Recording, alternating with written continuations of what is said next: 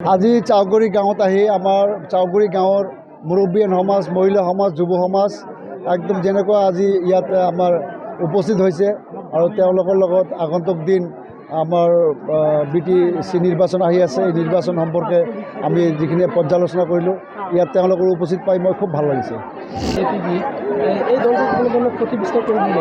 এনেকুৱাবিলাক হৈ থাকে, এইবিলাক লৈ আমাৰ কোনো টেনশ্যন নাই। এনেকুৱাবিলাক কৰি থাকে মানুহ, কোনোবা আজি একটা দল কৰিব, কালি এটা দল কৰিব, এইবিলাক কোনো এজেণ্ডাবিহীন কথা আৰু এজেণ্ডাবিহীন এইবিলাক।